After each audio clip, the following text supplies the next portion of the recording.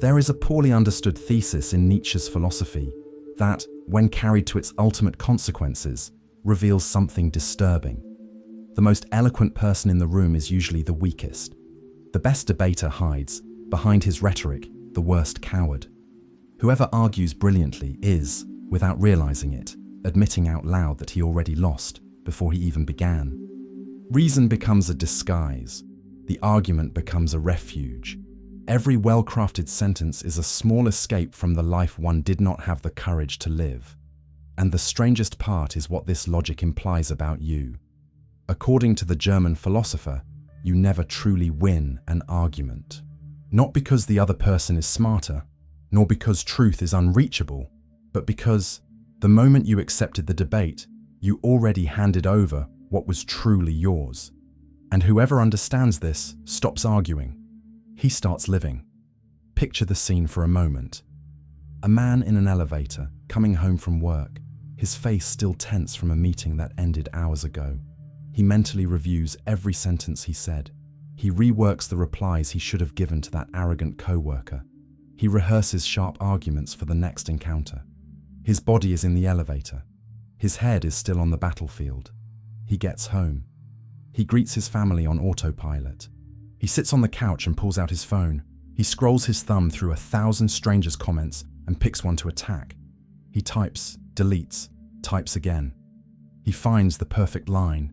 He hits send. He feels a small chemical wave of pleasure that lasts a few seconds. He closes the app. He goes back to feeling empty.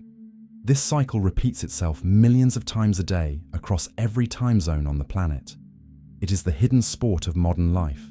Humanity has never had so much access to reason, so much data, so many analytical tools, and it has never been so paralyzed. Through Nietzsche's lens, this is no coincidence. It is the direct consequence of an inversion that began long before the first cell phone was ever invented. He observed, back in the 19th century, a dangerous shift within Western culture. Life had been pushed to the background.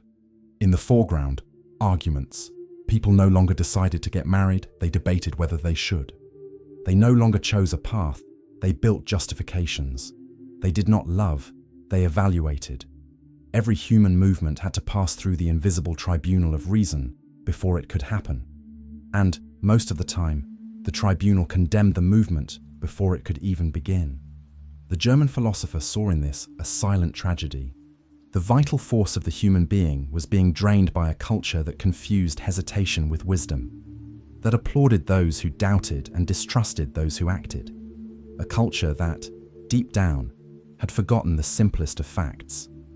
The great gestures of history were never justified in advance. They were done. And the world, afterward, tried to make sense of them. For Nietzsche, the culprit of this poisoning had a name, a face, and a date. He was in Athens in the 5th century before Christ. His name was Socrates. In Twilight of the Idols, published in 1889, Nietzsche dedicated an entire chapter to what he called the problem of Socrates. And the problem could be summed up like this. That ugly old man in the public square inaugurated an epidemic that would cross 2,500 years and arrive intact in our present.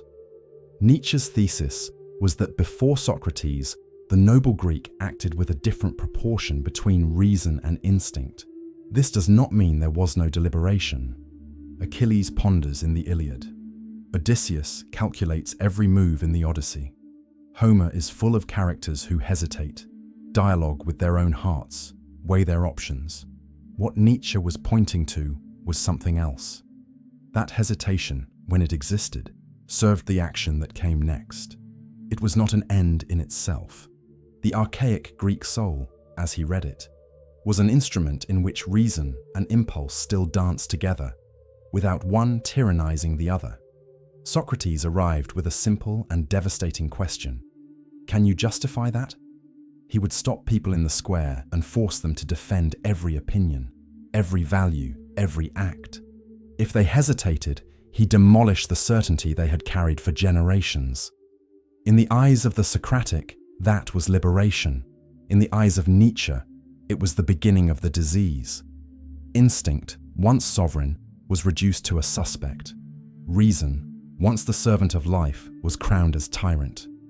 From Socrates onward, an act was only considered good if it could be explained by arguments, and, if it could not, it had to be abandoned. Nietzsche saw in that the moment when the West sold its soul for the syllogism. From that moment on, man stopped trusting himself. He started trusting only proof. The cruel detail is that Socrates, according to Nietzsche, acted this way because he himself was a decadent. His obsessive rationality was a desperate attempt to control impulses he could no longer master any other way. He did not choose reason out of wisdom. He chose it out of survival. And he offered that same prosthesis to the entire world. Humanity accepted it. And to this day, it walks on crutches, thinking it is flying. It is worth remembering that this is one reading among many possible ones in the history of philosophy. Many commentators disagree with the caricature Nietzsche made of Socrates. But even when he exaggerates, he is pointing at something real, a cultural shift that actually happened, an inversion of priorities that stuck.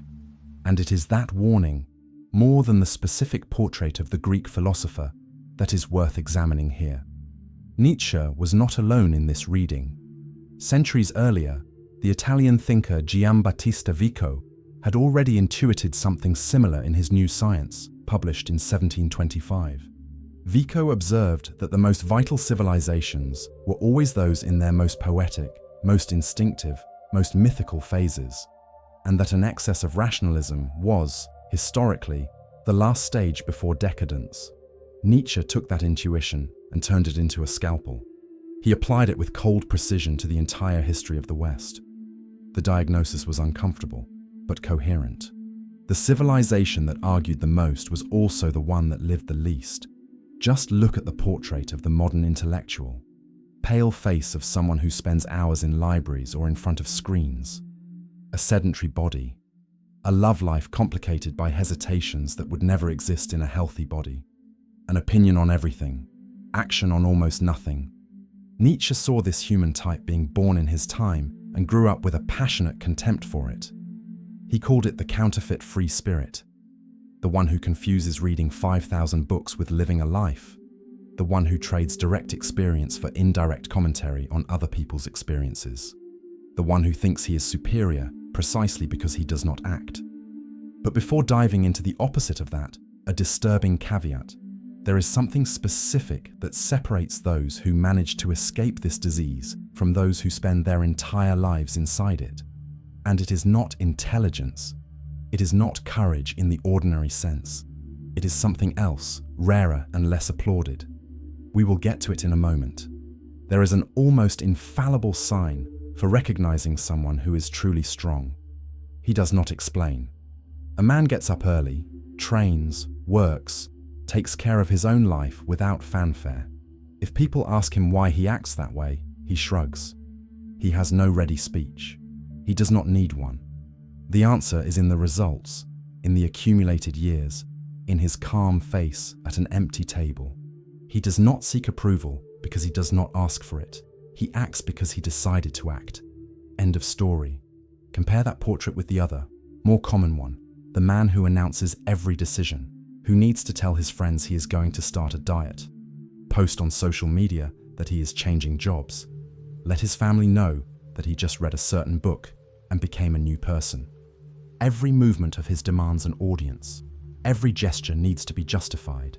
And, curiously, almost nothing actually happens.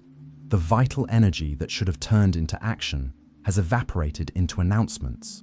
Nietzsche watched this pattern and pointed his finger without ceremony. When someone argues too much, he wrote in several passages, he is confessing an insecurity that his mouth has not yet admitted. The strong man is economical with his words because he saves them for what is essential. The weak man talks a lot because every sentence is an attempt to convince himself that he exists. This does not mean the sovereign man is mute. It means he speaks when silence no longer serves, that he explains when the listener deserves the explanation, and not because he fears the judgment of others.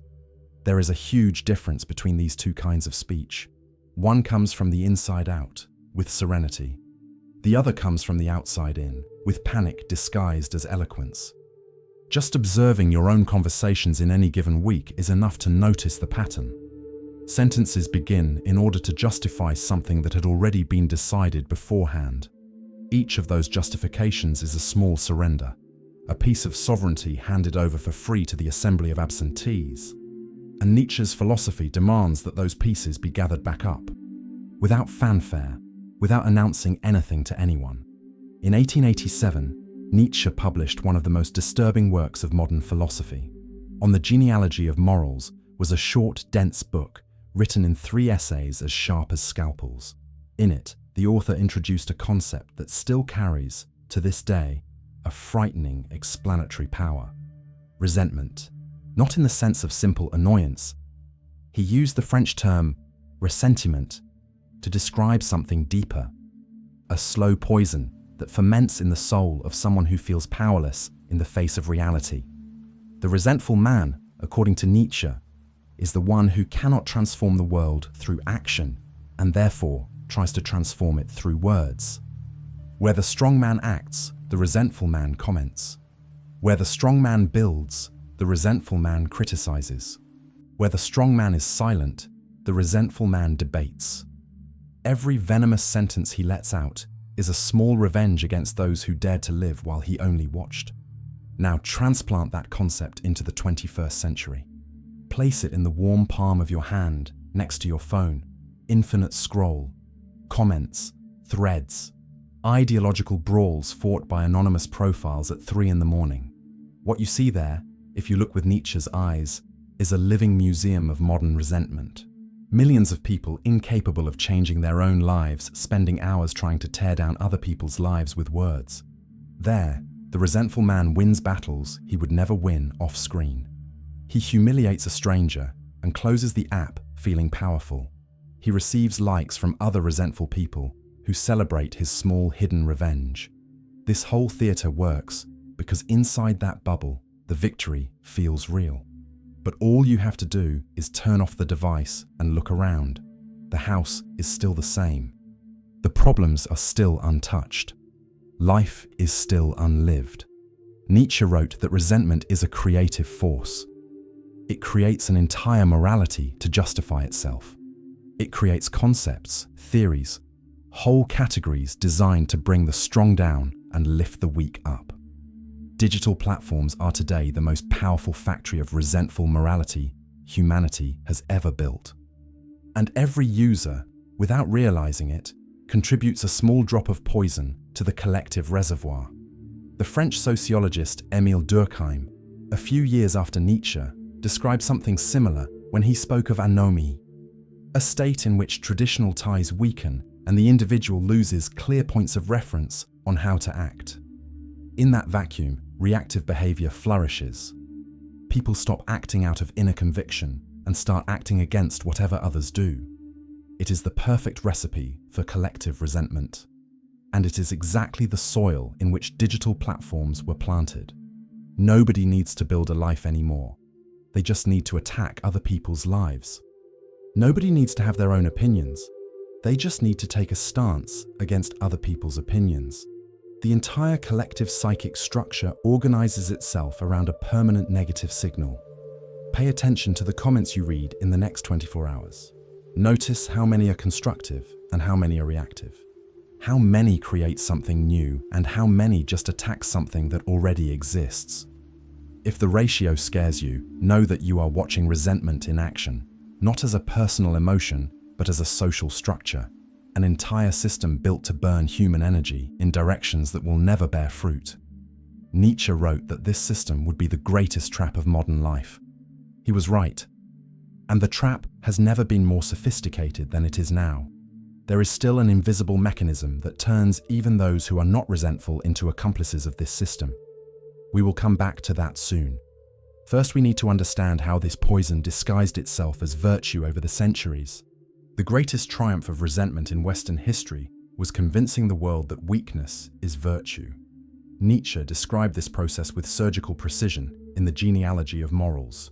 He called it the slave revolt in morality, a silent event spread out over centuries, in which the weak, unable to defeat the strong by strength, defeated them through language. They reinvented the words, they swapped the meanings, And when nobody was watching, the world was already upside down. Before that revolution, the strong was the good. Good meant noble, capable, generous, vital. The weak was simply the incapable, the one who could not manage. There was no moral condemnation in it. It was description.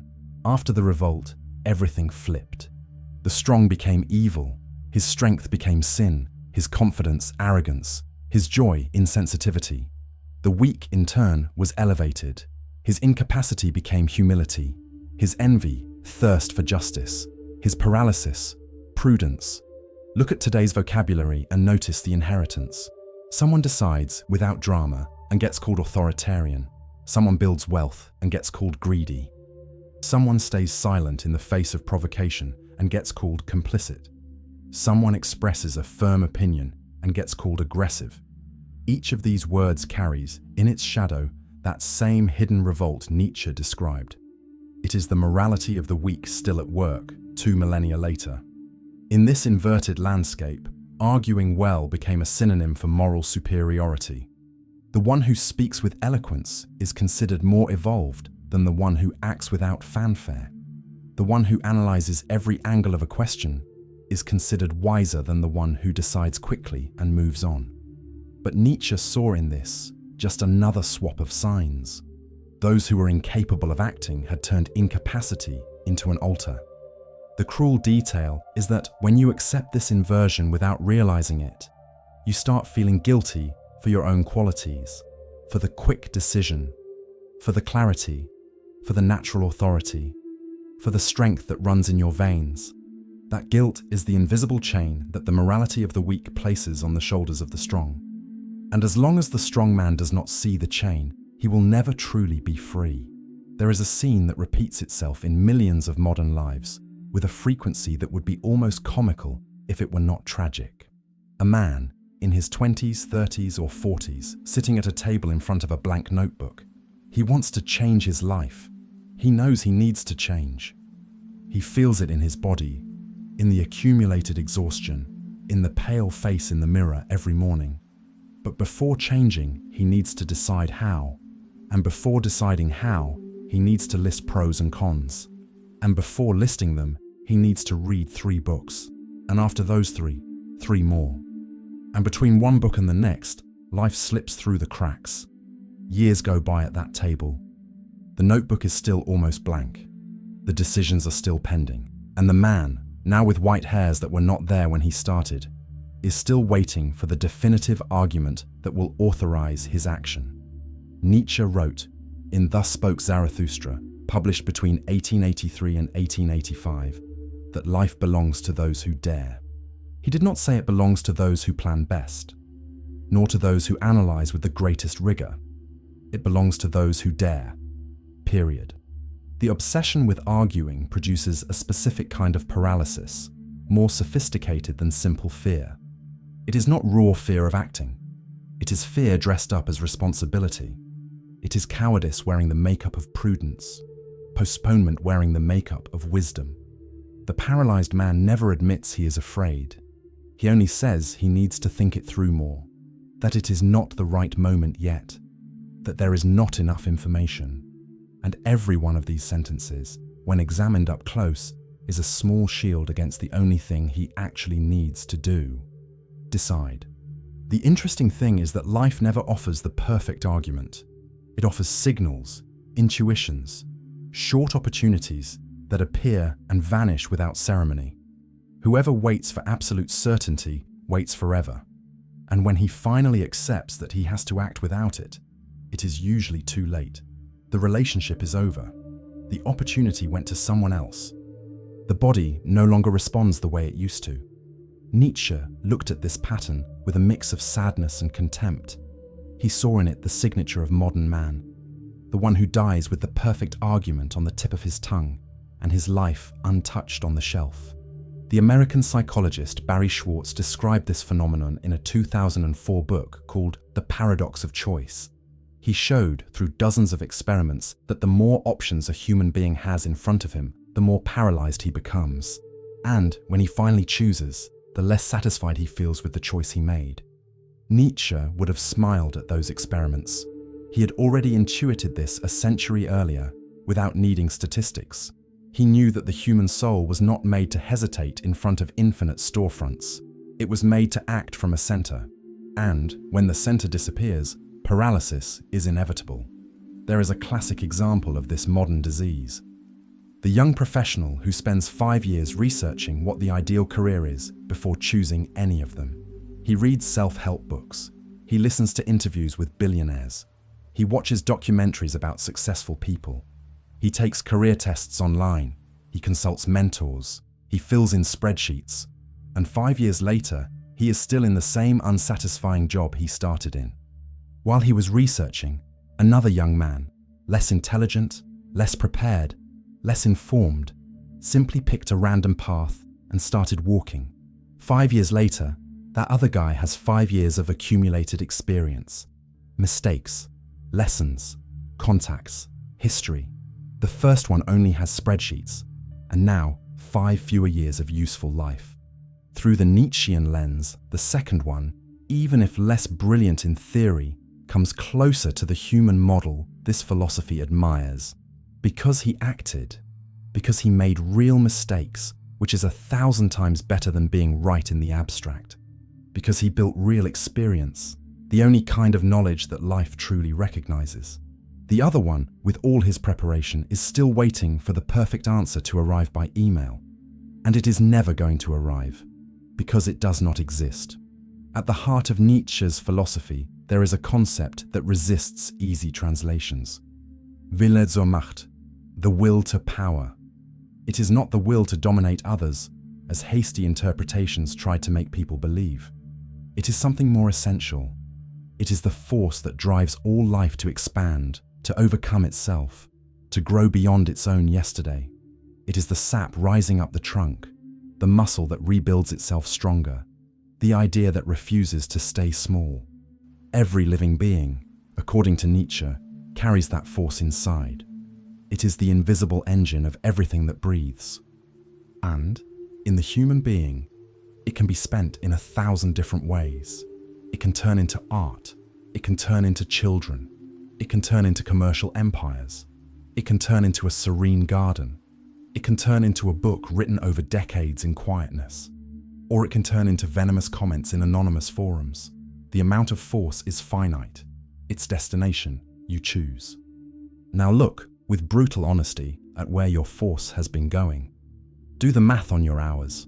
How many of them were spent on sterile arguments in the last 7 days? How many on real creation? How many on the passive consumption of other people's opinions about other people's lives? How many on building your own life? If the result scares you, know that it is not an accident. It is the structural logic of the modern economy. An economy that has learned how to convert your scattered will to power into revenue for someone else. Every time you enter an irrelevant debate, your creative force is being channeled away from where it should be. Every time you type a furious reply to a stranger, a book you could have been writing loses a few paragraphs. Every time you dive into 3 hours of infinite scrolling, a real project stops existing. Nietzsche did not know smartphones, but he described the mechanism with almost prophetic precision. The strong man, he said, saves his strength for what matters. The weak man scatters it in directions that will never bear fruit. Reclaiming the will to power does not demand epic gestures. It only demands a daily decision, almost invisible. To choose between an argument and an action, always the action. To choose between an opinion and a work, always the work. To choose between convincing someone and transforming yourself, always the second option. Those gestures seem small, but added up over the years, they redesign an entire existence.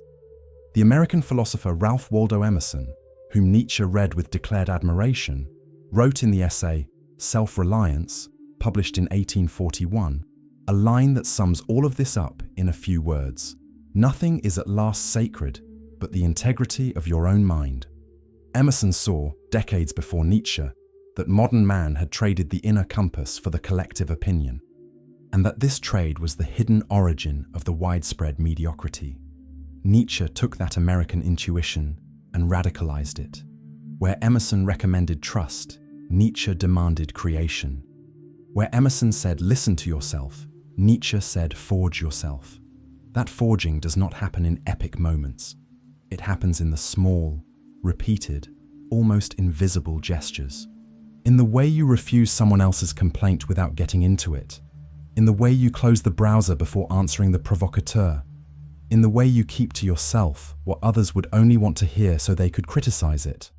Each of these gestures is a brick, and over time, the bricks become walls.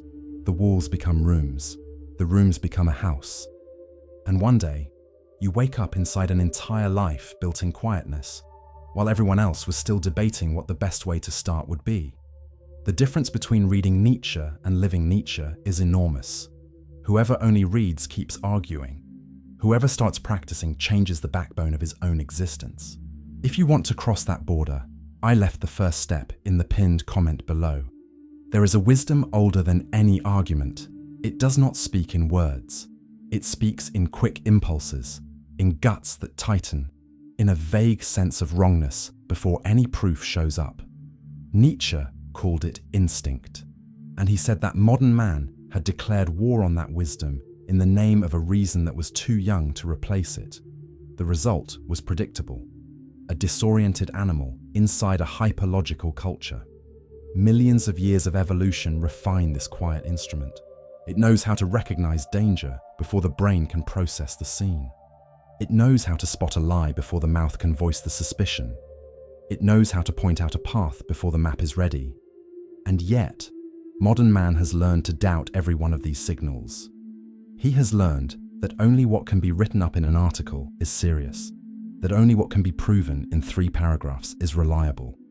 And, with that systematic distrust, he cut off his own contact with a compass that never lied to him. Faced with important decisions, the body usually responds before the mind can formulate any argument.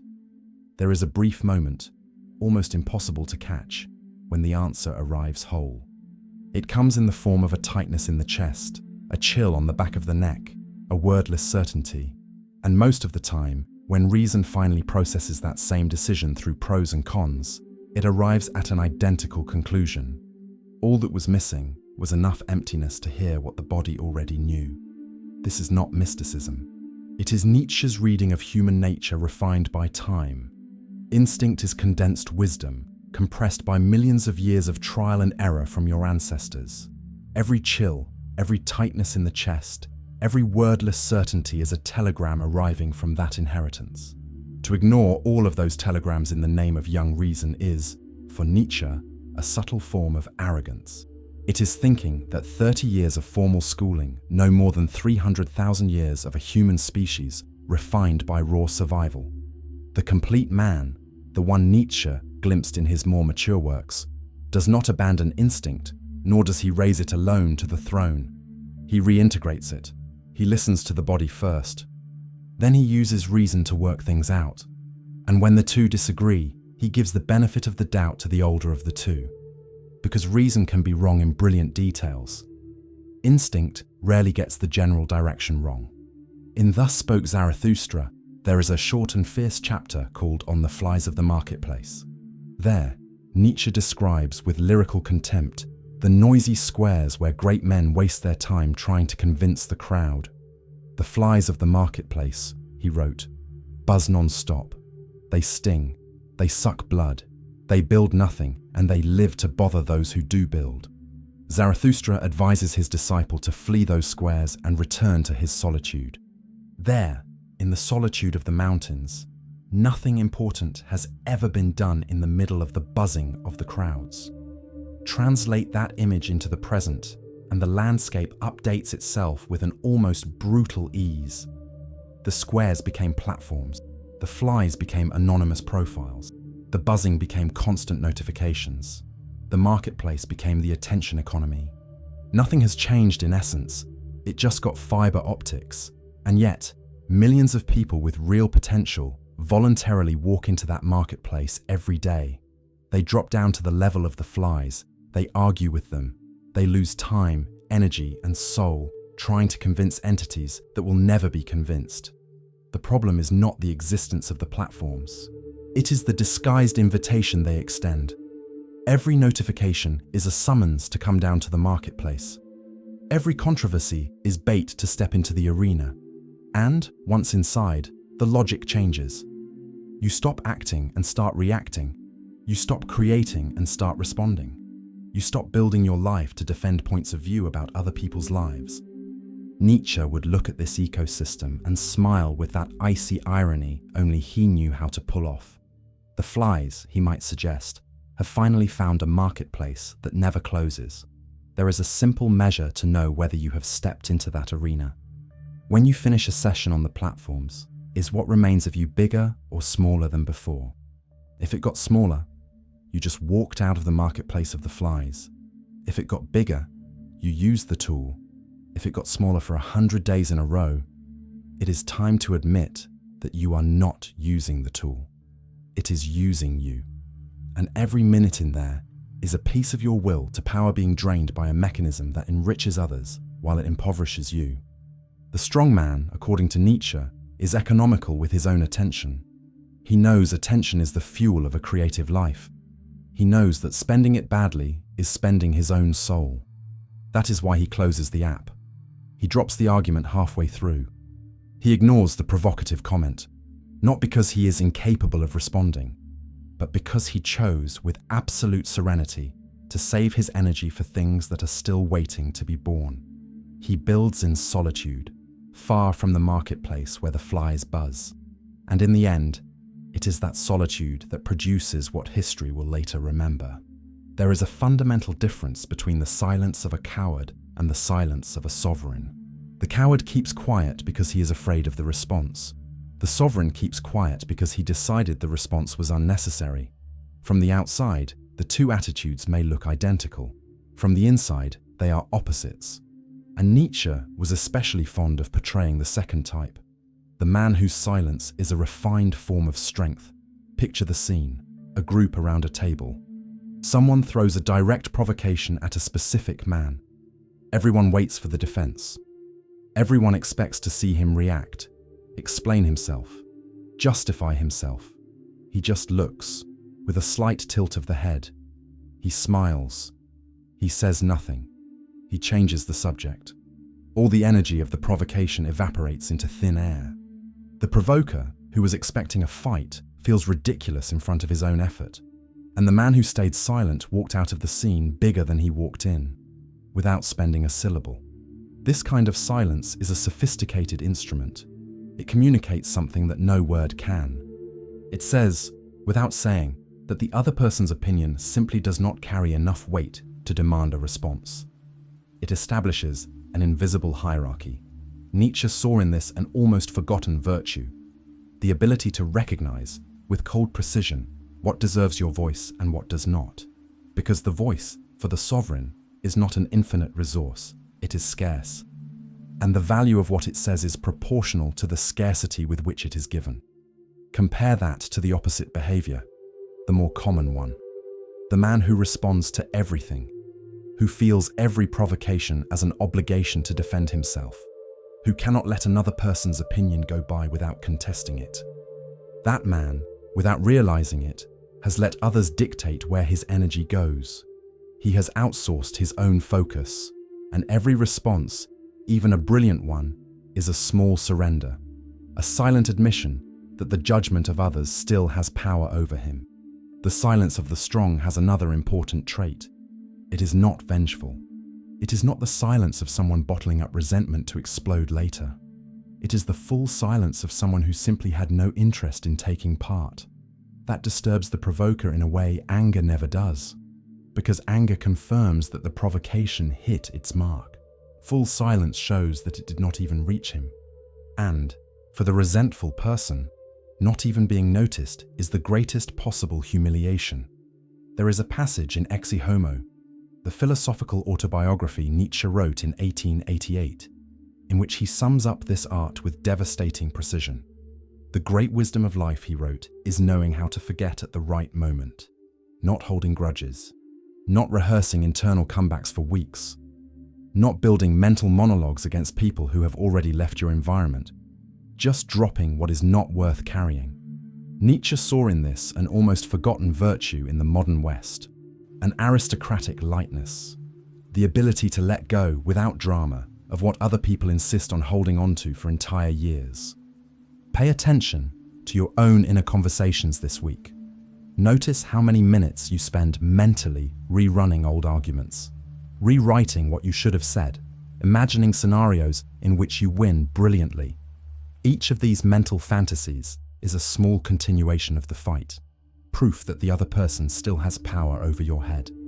Nietzsche would ask you to silence those internal monologues, not through repression, but through cultivated indifference. The inner resentful voice is just the outer resentful voice moved inside your own skull. Both spend energy on battles that already ended, and both deserve the same silent response. In 1886, 3 years before diving into the mental night that would end his productive life, Nietzsche published a work whose title alone was already an entire provocation. Beyond Good and Evil. The central thesis was a quiet bomb. The entire moral structure the West accepted as natural, the rigid binary between good and evil, right and wrong, virtue and sin, was a human construction, made by ordinary people, in specific historical circumstances, to serve concrete interests, and therefore it could be taken apart. This was not an invitation to chaos, as hasty interpretations tried to make it seem. It was an invitation to maturity. The human being, Nietzsche said, needs to stop acting like a child who only behaves in order to receive praise or avoid punishment. He needs to grow beyond that childish logic. He needs to learn to act from an inner measure, a measure forged by himself from his own life experience, and not received ready-made from other people's hands. Whoever still acts to be considered good by others is still a moral child. You depend on an invisible audience to know if your life is right. Every choice has to pass through the filter of that audience. And when the audience condemns, you step back. When it applauds, you move forward. The problem is that this audience is made up, for the most part, of mediocre people. People who applaud what is comfortable and condemn whatever threatens mediocrity. And yet, you handed those people the power to direct your steps. The man who crossed over beyond good and evil is not immoral. He simply changed courtrooms. He no longer asks for permission from the external audience. He consults an internal court built very carefully over the years. A court made up of his own values, his own experiences, his own teacher pain. In front of that court, he acts. And if the external world condemns him, he shrugs. Not because he despises the world, but because the world's judgment is no longer the final word. That shift in courtroom changes everything. It changes the way you wake up in the morning. It changes the way you face the mirror before leaving the house. It changes the courage with which you make unpopular decisions. And above all, it changes the peace with which you go to bed at night. Because now, you are accountable to someone who knows his own motives well. And, between that intimate court and the noise of other people's opinions, the distance is greater than entire oceans. There is a line from Nietzsche that became world famous and, along with the fame, lost almost all its original meaning. God is dead. It appeared in the Gay Science, published in 1882. Many people repeated it later as if it were a triumphant atheist manifesto. Nietzsche was not celebrating. He was diagnosing. He saw that the old absolute values, the ones that had given meaning to life for centuries, had lost their force in modern consciousness, and he feared what would happen next. The danger, he wrote, was nihilism, a state in which humanity, having lost the old values, would fail to create new ones. It would hover in the void, without direction, without a why. And unable to bear that emptiness, it would grab hold of cheap substitutes, angry ideologies, numbing addictions, empty spectacles, endless debates pretending to be about something important. Nietzsche saw with disturbing precision the landscape of modern life decades before it arrived. The answer he proposed was simple to state and difficult to carry out. Create new values. Stop begging for meaning from the old idols and forge, with your own hands, a scale of what matters. Every individual, he said, should turn himself into a legislator of himself. not in the sense of inventing reality out of thin air, but in the sense of choosing, with conscious deliberation, what he will honor during his own years of existence. As long as you argue all the time to convince others, you are still tied to their values. You need the approval. You need the audience to agree. You need the community to validate. And without that validation, your life feels uncertain. It is the signature of someone who has not yet created his own scale. Whoever has already created it acts and moves on. He does not need others to agree because the compass is inside his chest, not outside. The private exercise Nietzsche would recommend begins with a simple question in front of every value that steers a life. Was it chosen or just inherited? If it came from your parents, from your friends, from the trendy books, from the algorithms consumed on autopilot, it is inheritance.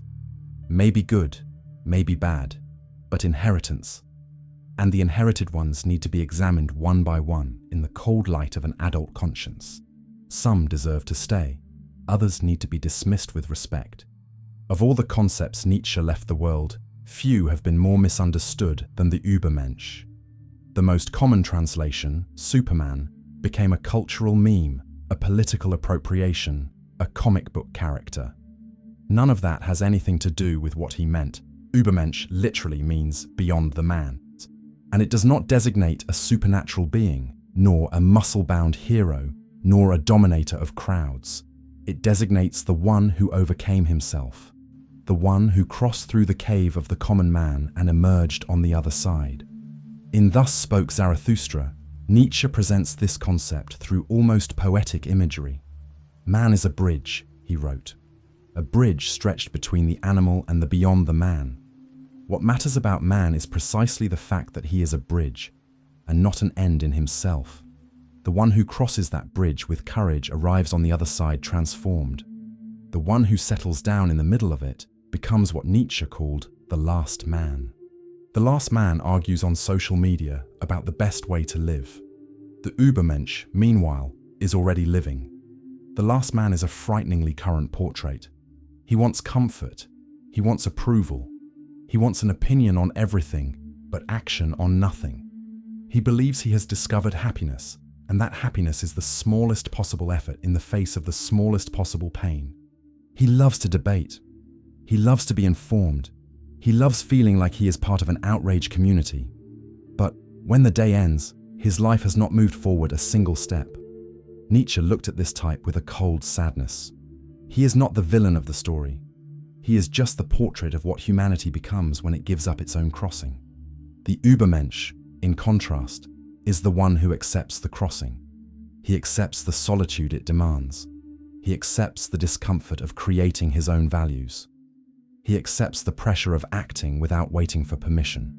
He is not trying to be a superhero. He is only trying to be the author of his own existence. Every decision of his is written in his own hand, without outsourcing. Every gesture is signed with his own name. And when someone tries to drag him down into an argument, he shrugs with serenity. He is too busy building himself to spend minutes convincing others. There is a simple test to know where you are on the bridge. In the last 90 days, what percentage of your time was spent acting, and what percentage was spent arguing? If the answer scares you, know that the bridge is still open. Nietzsche never said the Übermensch is born ready. He becomes. And every crossing begins with a single, serene step. The step of closing the platform and going back to your own project, without fanfare, without announcement, without justification. Consider the great builders of recent history. Figures like Nikola Tesla, who spent decades in secluded laboratories, often rejected by the established academy. He had public disputes, of course. Nobody makes it through a career without them. But he prioritized the work over the controversy almost every time. Alternating current, induction motor, wireless communication. Every invention spoke louder than any verbal answer ever could. Or think of Marie Curie, in her Parisian laboratory, handling radioactive materials that would eventually kill her, producing discoveries that would rewrite the physics of the 20th century. She also faced hostility from the scientific community of her time, She did not ignore the world around her, but she concentrated her main energy on papers that changed the entire field. And she won 2 Nobel Prizes in different scientific disciplines, an unprecedented feat in history up to that point. The pattern that repeats itself in these cases is not that of mute figures, incapable of responding to their critics. It is that of people who made a strategic choice about where to spend their limited energy. They could have spent decades in public debates, defending against every small critique, writing rebuttals to every detractor. They chose, most of the time, to let the work speak. And that choice, apparently small, is what produced the legacy. Every hour spent responding would have been an hour subtracted from the next experiment, the next calculation, the next discovery. These are practical examples of what Nietzsche was describing in philosophical terms. The strong man does not spend energy responding to those who doubt him. He spends energy producing what has never existed before, and over time, that production speaks louder than any speech ever could. The works remain, the debates evaporate. And when future generations look back, they will not remember who won which argument on which social network. They will remember who built what is still standing. That is the only memory that history actually keeps. Everything else is noise. And there is a phrase of only 3 words that sums up this logic with almost brutal precision. A phrase that whoever can say without hesitation has already crossed without realizing it, the whole bridge Nietzsche described. Let us get to it now. The greatest practical freedom Nietzsche's philosophy offers to the ordinary man is a 3-word phrase. Because I wanted to. Just like that. Without additions, without a defense, without an academic thesis attached. You walked out of a relationship, changed careers, cut off a toxic friendship, moved to a new city, chose solitude for 6 months. Someone asks why. You answer, because I wanted to, and you close the subject without drama. That phrase seems small, almost childish, but it carries within it a quiet revolution. Whoever can say it without guilt, without hesitation, without feeling the need to explain himself right after, has crossed an invisible line of psychological maturity. He no longer needs other people's approval as a prerequisite for his own life. He no longer hires inner lawyers to defend every gesture in front of the hidden audience of public opinion. And that shift releases a quantity of energy that most people never suspected they had inside them. Nietzsche would not recommend this as a manifesto of teenage rebellion. He would recommend it as a practice of existential hygiene. Over-explaining is a subtle form of servitude. Every unnecessary explanation is a small handover of sovereignty. And over the years, whoever explains everything ends up explaining who he is to himself. He no longer acts from within. He acts from the narrative he needs to build for others to accept. He lives in a permanent performance. And when he finally goes quiet at night, he no longer recognizes the voice that is left. Learning to decide without justifying takes courage that is built up little by little. Start with the small decisions. You do not want to go to the event. Do not go. Do not build up an elaborate excuse. Just say you are not going, thank them for the invitation, and end it. You do not want to discuss a certain topic. Do not discuss it. Change the subject without announcing it. You want to rest instead of being productive today. Rest. Do not ask for implicit permission from any faceless jury. These micro-decisions, made with clarity over months, train a muscle that will later be used for the big decisions in life. The man who decides without justifying carries a visible peace on his face. It is not arrogance. It is simply the absence of the weight of constantly having to defend himself. He does not look aggressive. He looks clean. He does not look cold. He looks centered.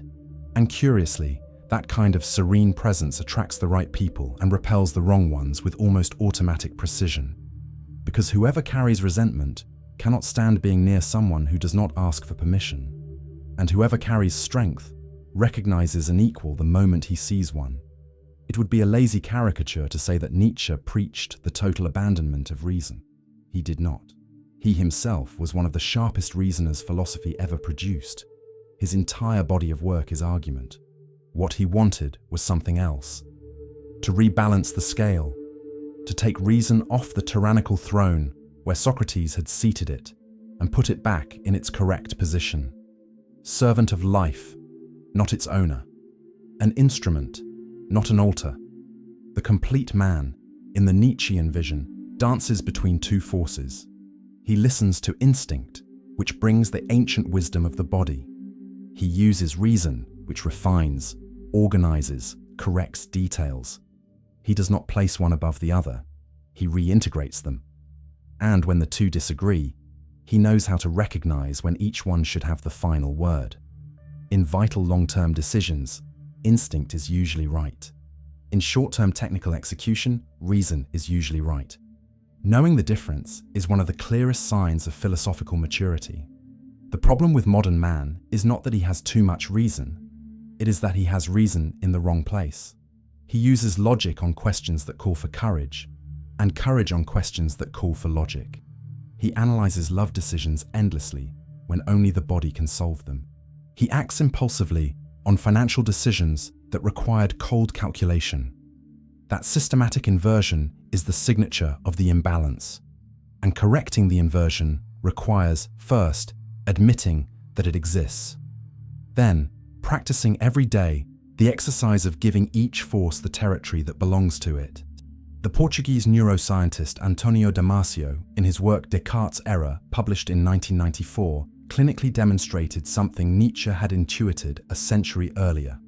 Patients who suffered lesions in the brain areas linked to emotion did not become more rational, as Descartes would have predicted. They became incapable of deciding. They spent hours paralyzed in front of the simplest choices: what clothes to wear, what restaurant to pick, what route to take. Pure reason, isolated from instinct, does not produce wisdom. It produces paralysis. The human body needs a yes from the emotional system before any practical decision. Without that yes, logic alone spins in an infinite loop. Damasio confirmed, with MRI scans, what Nietzsche had written by philosophical intuition. Isolated reason is a disease, not a virtue. The complete human being integrates the two forces in a single movement. He feels, then he thinks, then he acts. And, contrary to what Enlightenment philosophy promised, the correct order is not to think before feeling. It is to feel before thinking. Because feeling is older, more precise, more reliable for vital decisions. Thinking comes in afterward, as technical fine-tuning, not as the main command. Whoever inverts that order spends his life in front of spreadsheets, waiting for a certainty that is never going to arrive. This is the point where Nietzsche's philosophy meets contemporary science. Not as a coincidence, but as confirmation. What he saw by intuition in the 19th century, laboratories confirmed in the 21st. Man was not built to be an argument machine. He was built to be a finely tuned instrument of creative action. Every time he behaves like a machine, something essential is lost. Every time he behaves like a finely tuned instrument, something essential blooms. Life is too short to be spent convincing those who will never change their minds. Nietzsche wrote thousands of pages over 2 decades of feverish work, but his entire body of work points in a single direction, one he himself practiced until his last lucid day. Stop arguing, start living. True power is not in winning arguments. It is in building an existence so solid that it needs no defense. While some argue about how to live, others simply live. That is the only response Nietzsche would demand from you. If something here touched you, leave your like, subscribe to the channel, and join the Members Club to access even deeper content on applied philosophy. Nietzsche's bridge remains stretched out in front of us every day. Crossing it or staying in the middle of it is the only choice nobody can make in your place.